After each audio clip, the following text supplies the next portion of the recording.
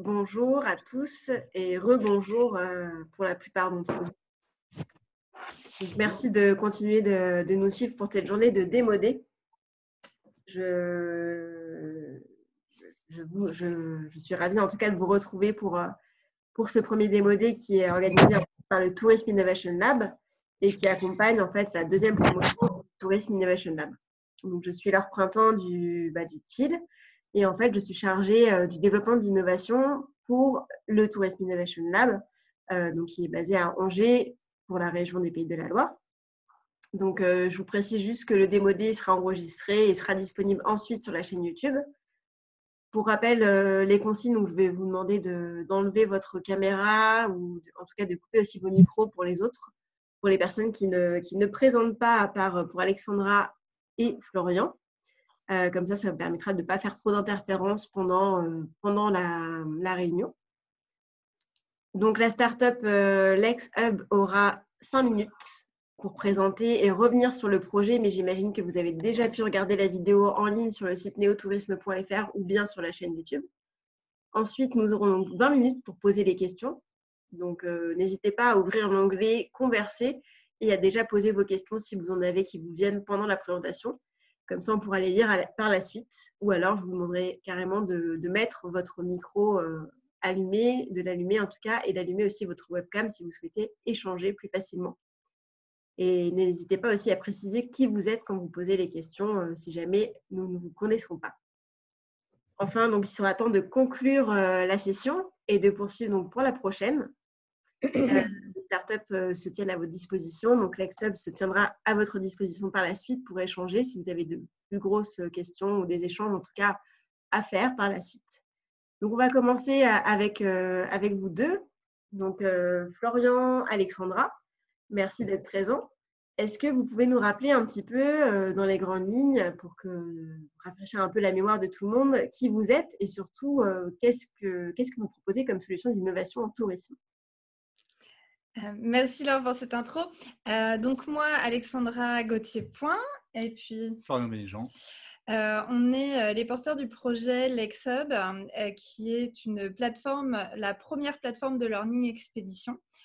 Donc, si vous n'avez pas regardé la petite vidéo, vous n'avez pas eu le temps, juste pour vous faire un petit point, les learning expéditions sont des voyages d'immersion au cœur d'écosystèmes innovants qui permettent de découvrir et de s'inspirer des nouvelles technologies. C'est à base d'ateliers, de visites d'entreprise et on rencontre sur place les acteurs locaux. C'est à destination, la clientèle, c'est beaucoup les entrepreneurs qui viennent justement prendre de cette bouffée d'inspiration pour leurs entreprises et surtout comprendre les challenges et les enjeux de demain. Aujourd'hui, alors autrefois, les learning expéditions, c'était vraiment réservé aux grands groupes qui avaient des gros budgets en fait. Sur je dirais les 4-5 dernières années, ça s'est énormément démocratisé. Les coûts d'un tel voyage en fait sont devenus de plus en plus accessibles pour les PME. Et donc, il y a eu un énorme boom des organisateurs de ce type de voyage. Ça a levé une problématique, c'est que aujourd'hui, c'est très compliqué et c'est très chronophage d'organiser, de trouver une learning expédition. Il faut trier les organisateurs et c'est là où il y a le plus gros problème d'un point de vue participant. Il y a énormément d'organisateurs. Il y a des agences de voyage, il y a les consultants qui sont mis à faire ça pour leurs clients également. Il y a des incubateurs, il y a des associations, il y a des écoles, il y a des syndicats, il y a les spécialistes de learning expédition. Les régions font aussi également des learnings. Et donc, une fois qu'on a réussi à identifier un petit peu, comprendre l'offre, il faut faire des devis, puisqu'il n'y a pas vraiment de transparence sur le contenu et le prix. Et c'est très compliqué puisque au final, personne ne propose vraiment la même formule. Donc, c'est même compliqué une fois qu'on a le devis de pouvoir comparer les différentes offres. Donc, c'est un vrai casse-tête aujourd'hui. Et alors, du côté des organisateurs, c'est pas beaucoup plus simple.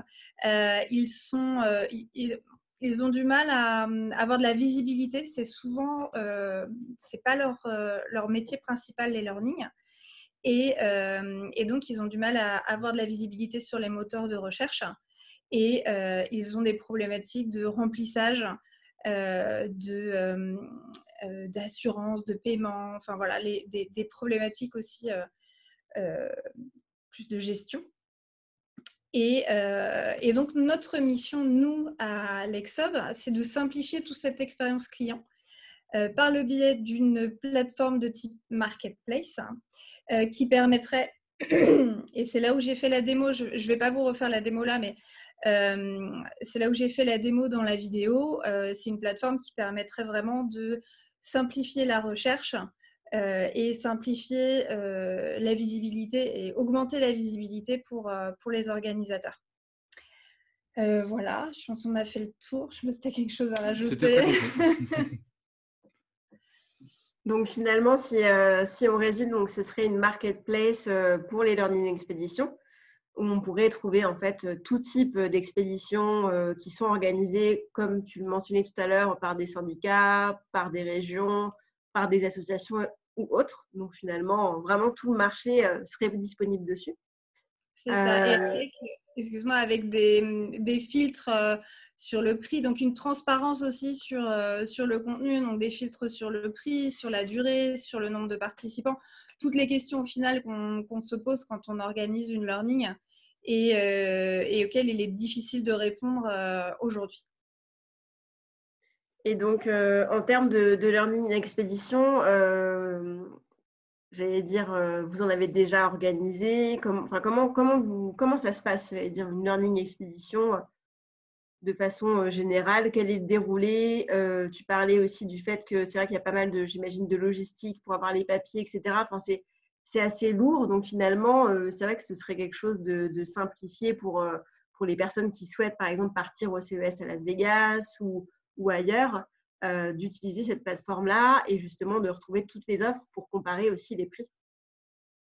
Alors, nous, on est arrivé dans les Learning Expeditions, puisque moi, j'en ai organisé depuis 4 ans, Flo depuis 2 ans, 3 ans. Ouais. 3 ans.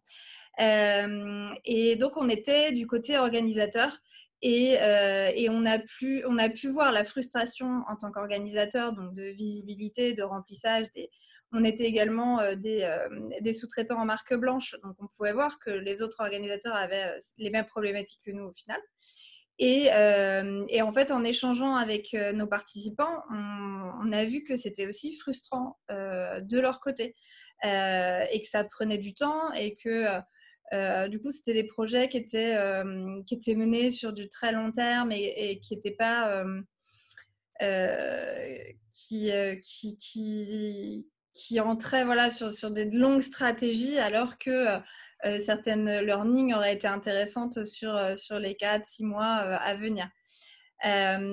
Et alors le contenu, après, il y a de la learning. Nous, on faisait de la learning expédition sur mesure, mais il y a des learning expéditions, des parcours un peu comme dans le tourisme en fait. Classique, il y a des parcours qui sont prédéfinis, il y a des destinations qui ont des thématiques prédéfinies. Et puis il y a des organismes, par exemple, qui font tout le temps la même learning tous les ans, qui s'adressent à différentes personnes. Je pense au CES, t'en parlais Laure. Donc, accolé à un salon, le CES, le Consumer Electronics Show à Las Vegas, qui a lieu en janvier. Qui est là où il y a énormément de learning expédition. Et donc, tous les ans, en fait, il y a cette learning expédition et les organisateurs vont s'occuper. Alors, là aussi, ça dépend des organisateurs, mais ils vont s'occuper de votre billet d'avion, de votre hôtel, du contenu de la learning. Est-ce que vous allez aller au salon? Quel billet d'entrée vous allez avoir? Les accès aux keynotes, quels intervenants vous allez avoir pendant le repas, pendant le soir, les activités networking. Si derrière, vous allez aller sur San Francisco, sur Los Angeles, pour compléter en fait cette learning. Donc, il y a vraiment plein de choix, il y a plein d'options, de possibilités qui sont possibles dans une learning. Et c'est là l'intérêt, en fait, de pouvoir filtrer en fonction de nos besoins ou nos envies. Et puis, si le participant ne sait pas trop, de pouvoir aussi voir tout ce qu'il y a parce qu'en fait, il y a énormément de thématiques et de learning qui peut l'inspirer, lui convenir, dont il n'a peut-être pas conscience. Et donc, du coup, tu parlais justement des thématiques. J'imagine qu'il y en a énormément. On pourra y revenir tout à l'heure. Mais là, je viens de voir qu'il y avait des questions, notamment une question de Amélie Adjié-Sauzé de Loire-Atlantique Développement qui se demande comment vous vous rémunérez. Est-ce que c'est sur un tarif fixe selon la demande ou est-ce que vous avez des commissions? Enfin, comment ça se passe à ce niveau-là? Alors, le système, enfin, le business model de la plateforme, c'est de prendre une commission de frais de dossier qui serait pris du côté participant sur le même modèle en fait que Airbnb.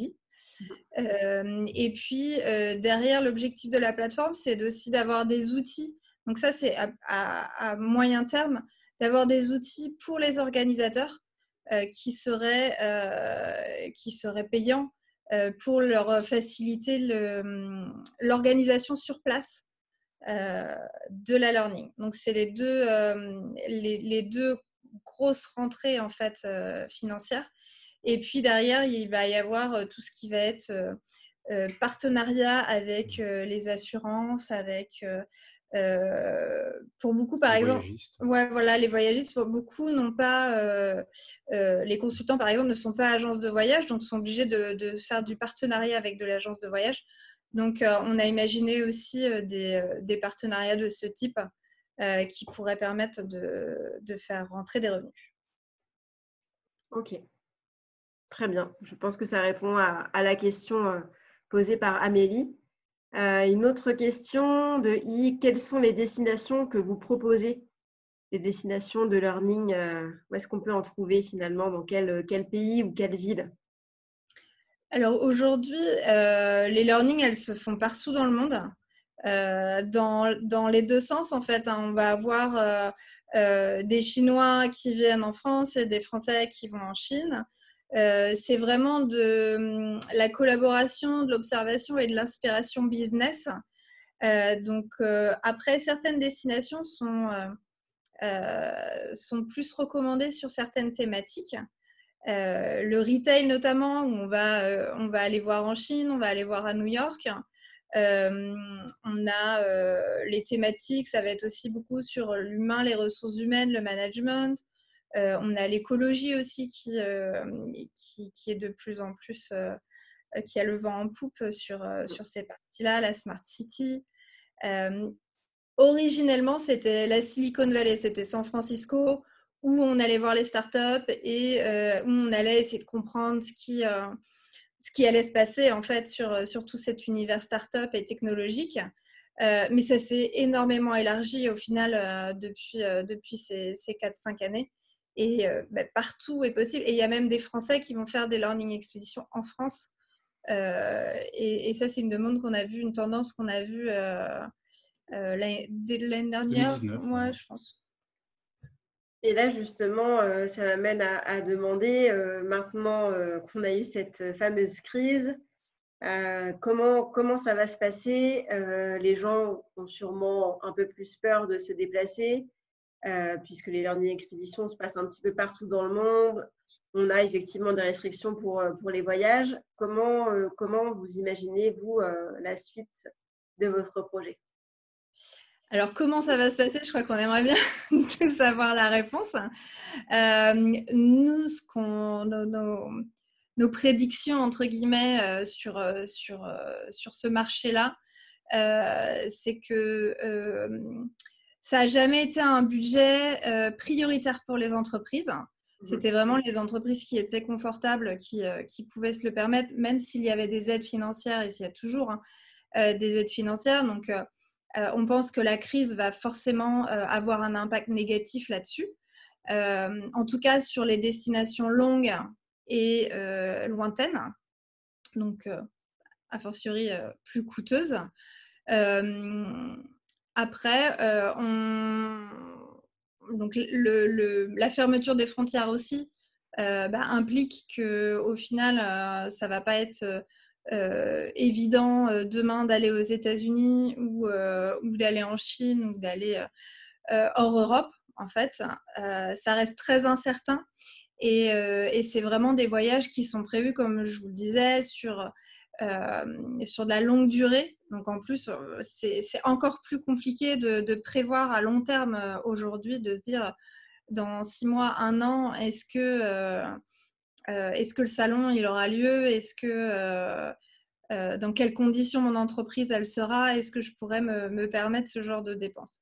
Donc on anticipe quand même un ralentissement fort sur l'année 2020-2021. Après, il y a des adaptations, ça Oui. des adaptations qui se font, donc des learning en visio, des learning plus locales peut-être. C'est la phase dans laquelle on est actuellement. C'est de justement définir comment le marché des learning est en train de s'adapter, s'il est plutôt dans l'attente ou s'il est plutôt proactif. Mais on est encore un peu tôt aujourd'hui pour pouvoir vraiment avoir une visibilité à plus de 6 mois, parce que c'est ce qui nous intéresse, nous, de notre côté. C'est encore un petit peu tôt. Et là, si vous regardez, j'imagine que vous avez des chiffres. Combien de learning sont à peu près organisés, on va dire, au niveau, vous avez une petite idée au niveau national déjà et au niveau plus mondial sur une année? Alors, avant la crise, c'était déjà compliqué d'avoir des chiffres puisque justement, c'était très éparpillé et c'était pas très transparent sur les réels learning qui étaient mis en place. Maintenant, après la crise, il y a eu de toute façon toute une vague d'annulations comme partout dans le tourisme et le tourisme d'affaires. Et pour l'instant, tout est mis en pause. Donc, à ma connaissance, il y a pas, ça doit se compter sur les doigts de la main, là, les learning qui sont encore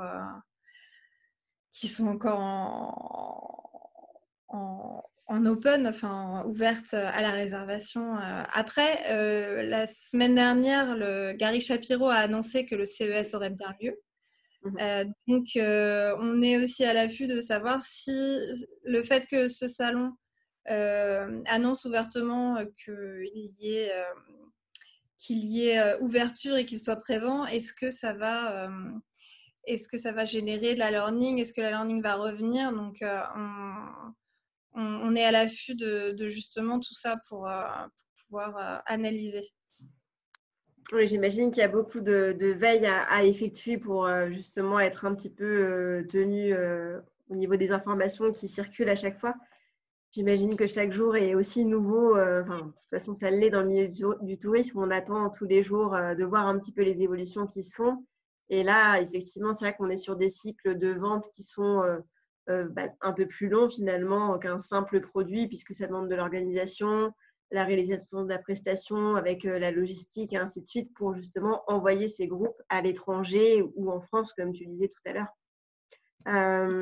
Je vois aussi un commentaire de Amélie de Loire-Atlantique Développement qui nous dit que le but d'une learning, c'est aussi d'élargir son réseau et donc de créer des contacts privilégiés. Est-ce que le fait donc de passer par une plateforme et des intermédiaires n'enlève pas en fait cet aspect relationnel? Donc c'est une question que tu t'es beaucoup posée et que vous vous êtes beaucoup posée tous les deux. Donc je vous laisse répondre. Alors au final, la learning, elle est la même. C'est sur place qu'on crée du lien et que on développe son réseau. Donc non, pour moi, elle facilite en fait l'accès. Elle facilite l'expérience client et des personnes, des entrepreneurs qui n'auraient pas le temps de trier de toutes les options ou qui vont se rabattre sur l'option la plus simple mais qui n'est peut-être pas la plus pertinente pour leur réseau.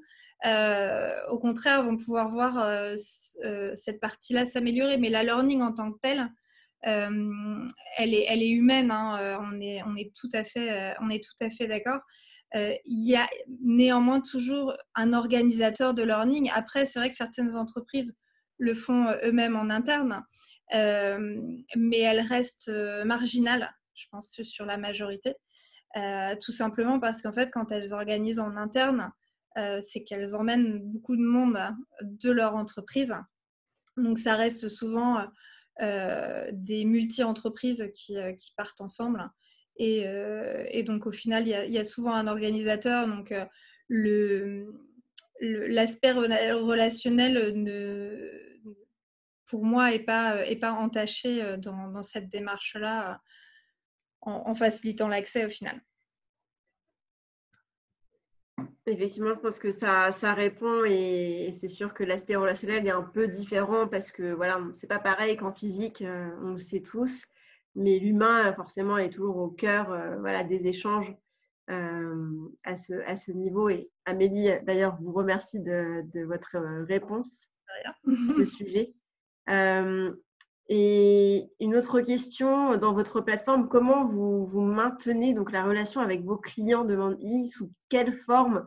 Est-ce que vous avez des abonnements que vous allez mettre en place ou est-ce que c'est uniquement sur commission? Comment ça se passe de votre côté? Il y a pas, on n'a pas ce modèle d'abonnement. L'avantage du côté organisateur, c'est que c'est gratuit de mettre sa learning. Et donc, en fait, on a le client organisateur et le client participant. Donc, pour le client organisateur, c'est gratuit, ça lui donne de la visibilité, ça lui simplifie la vie. Donc, ça, c'est nous, notre objectif pour avoir le lien avec lui. Et en fait, le participant, nous, on est vraiment basé sur lui simplifier son expérience client, lui révolutionner même son expérience client. Donc lui, c'est vraiment le même modèle qu'Airbnb au final, où avant, on allait sur le bon coin, on galérait, on cherchait un peu partout, et puis c'était pas simple. Et en fait, maintenant, on est sur Airbnb, même s'il n'y a pas d'abonnement, on sait qu'il y aura les frais de dossier, mais l'expérience est tellement meilleure qu'on est prêt à venir sur la plateforme, et ça va nous simplifier la vie au final.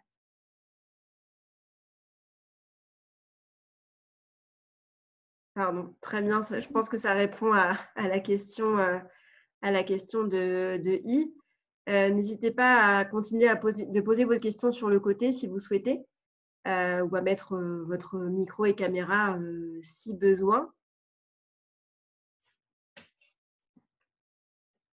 Je vois qu'on a fait le tour des questions, en tout cas, qui ont été posées. Donc, j'allais dire finalement, vu que vous êtes deux, le rôle de Florian dans tout ça, est-ce que tu peux nous réexpliquer un petit peu? Bien sûr.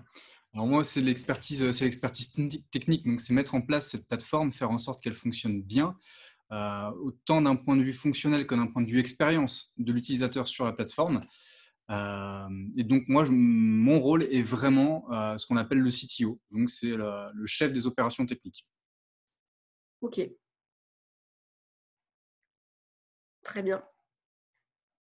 Donc, vous êtes vraiment, j'allais dire, complémentaires parce qu'effectivement, par rapport à vos expériences aussi, vous avez pu tester, en fait, déjà, vous avez déjà cette, j'allais dire, de la bouteille, en tout cas, à ce niveau-là. Et ça peut vous aider, enfin, ça vous aide, en tout cas, depuis le début de l'aventure, à avancer ensemble. Tout à fait.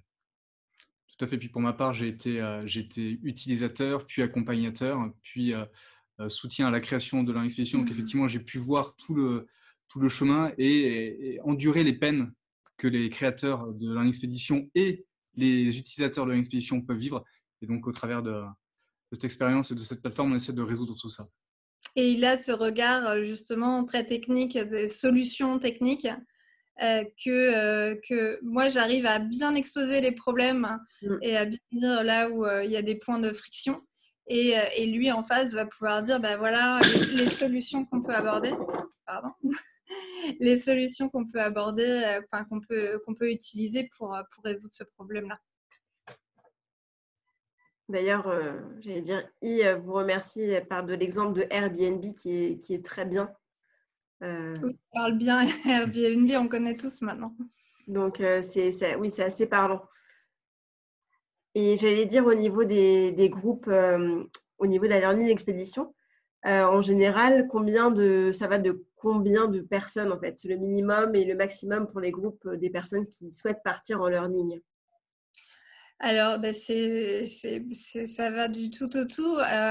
Il y a les tout petits groupes qui vont être 3, 4, 5, qui vont peut-être rester dans une même entreprise, où on va avoir les directeurs de service innovation, service marketing, et qui vont utiliser ça un petit peu aussi comme du team building, de la réflexion de business plan. Et puis, le plus que j'ai fait, moi, en tant qu'organisatrice de learning, en tant qu'accompagnatrice de learning, c'était un groupe de 300, c'était un groupe de franchisés qui avait emmené tous ses franchisés. Oui. Donc, ça peut aller loin. Après, le groupe en tant que tel de learning, on est grand max sur du 25-30, parce qu'après, c'est très compliqué en fait d'avoir des échanges. Mais on a eu beaucoup de demandes sur des très larges groupes où on faisait des parties séparées en plus petits, et puis des parties avec peut-être des intervenants pour le groupe en entier. Mais de manière globale, on est entre 10 et 30 sur des groupes classiques. Ok. Ouais, ça permet de pas trop non plus s'éparpiller et puis de faire un vrai suivi, j'allais dire, sur les groupes de personnes pour qu'elles puissent vraiment interagir aussi ensemble. J'imagine, comme on disait tout à l'heure, c'est vraiment de privilégier en fait les contacts entre ces personnes. Donc après, c'est vrai, quand on est sur des groupes de 100, 200, 300 personnes, c'est pas du tout la même façon de faire, je pense. C'est pas du tout la même dynamique, c'est pas du tout la même organisation. C'est pas les mêmes objectifs non plus, donc c'est pour ça qu'il faut aussi faire en fonction du groupe, sur les gros groupes en tout cas. Mais de manière générale, c'est quand même un entrepreneur avec une, deux, trois personnes de son équipe qui va se greffer à un groupe et qui derrière va en fait networker et réseauter avec le groupe avec lequel il part, et également avec les gens qu'il rencontre sur place. Donc c'est bien aussi, c'est pas forcément mieux quand c'est des trop petits groupes, mais là encore ça dépend du contexte et de l'objectif, hein. Si c'est vrai que si c'est une entreprise qui vient pour s'installer et pour comprendre la culture, bah, c'est vrai que c'est bien aussi de rester dans sa problématique. Donc il y en a tellement, il y a tellement de possibilités. C'est comme les voyages au final touristiques Ouais, publics. organiser. Tout est possible. Tout est possible, exactement. Et j'espère que ça continuera en tout cas malgré la situation et que les gens continueront aussi de partir dans des learning expéditions. C'est vraiment des expériences assez fortes à vivre. On parlait d'expérience, expérience client. Clairement, c'est vrai que c'est quelque chose d'intéressant quand on est justement dans une entreprise pour aller rencontrer d'autres personnes, des collègues qu'on n'aurait peut-être pas vus sur d'autres continents ou autres. Donc oui, j'espère vraiment que voilà, vous allez poursuivre l'aventure et que la marketplace justement verra le jour très rapidement grâce à l'expérimentation que vous allez pouvoir entamer avec le Tourism Innovation Lab. On Tout à arrive fait. sur la fin, je pense. Si vous avez encore une petite question très rapide avant de conclure. Mais en tout cas, je tenais à vous remercier, donc Alexandra, Florian, d'être présents et d'avoir pu réexpliquer suite à la vidéo qu'on a pu voir de démo. N'hésitez pas à aller la consulter sur le site neotourisme.fr si vous ne l'avez pas encore vu.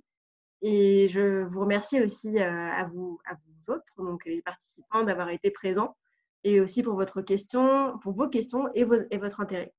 Donc, je vous dis à très bientôt dans la prochaine session qui commence dans 15 minutes et à très vite.